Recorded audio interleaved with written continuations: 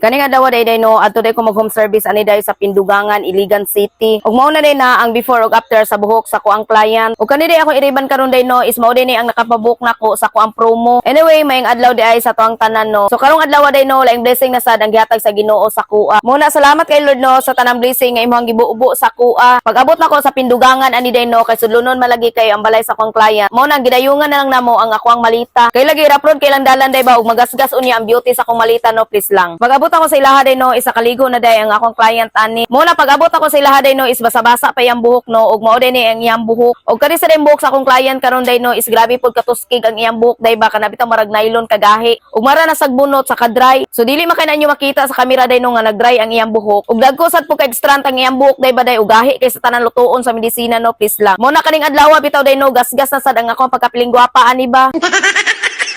Kaya naaman lagi siya previous ribanday nga nagrabirize na ang tumoy. Muna ang unang gibutangan ako sa R1 day no ang iyang bagong tubo nga buhok. O gihumo lang din ako niyang R1 day no gisa ka oras sa iyang ulo. Kay lagi day grabe kadagko jud og stranting buhok ka day no please lang. Muna isa jud ka oras na luto ang iyang bagong tubo nga buhok. So after 1 hour kapin day no is gius-us nako ang R1 day sa iyang previous riban. So sa iyang previous riban day no is gihumo lang nako siya day og 20 minutes ra. Kay lagi damage ra ba kay sa tanan ang iyang previous riban og nagrabirize na lagi oy please lang. Dayon kay baga man lagi kay ang buhok sa akong client ani day no mo natagbaw ko og plancha ba. Adios miyo day marag nahotdan ko kusog aning buhok ka day please lang. Kay lagi day marag almost 2 hours sad ko nagplansa sa iyang buhok. Pag human ako plancha day no nagbutang na sad ko sa R2. So gihumula lang nako na siya day og 30 minutes ra no. Pag human sa 30 minutes day no is giwaswasan na nako ang buhok sa akong client. So anyway day laino na kanato tong topic ani no. Kay lagi ba marag nag-explain naman ko maayo sa inyong tanan ani please lang.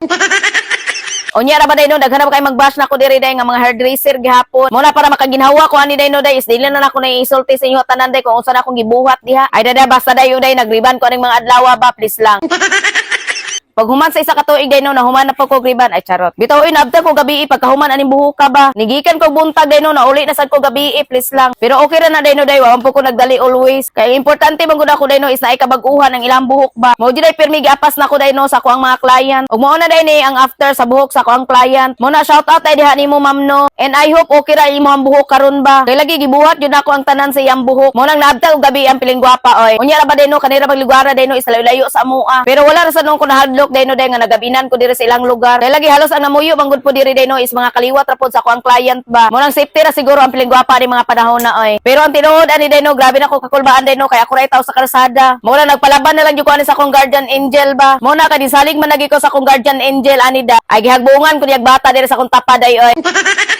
O giyabanan day ko sa bata ni day no hantod nga nakuha ko sa ko ang apamba. O anyway day no followers din ako ni siya nga bata. Og nakaila day siya sa kuha day no mo nang niduol siya sa kuha kay lagi pangandoy niya day nga makita ko niya sa personal ba. Og na-inspire daw siya sa kuha mga gipangbuhat day. O di ba day pati bata day na-appreciate ang akong gibuhat ba. Og kana bitong lami kay paminawon day no kay lagi bata pagali iyang pangidaron day no pero nakabalo na siya kung unsa kanindot ang akong gibuhat ba please lang. Og kana bang ganahan daw kuno kay siya mo tan-aw sa ko ang mga vlog. Mo na shout out day ko nimo diha baby girl no. Mo na day no ubay-ubay mo ko followers nga mga bata day no mo nang tarong-tarongon jud ako ni akong kinabuhi diri sa vlogging ba.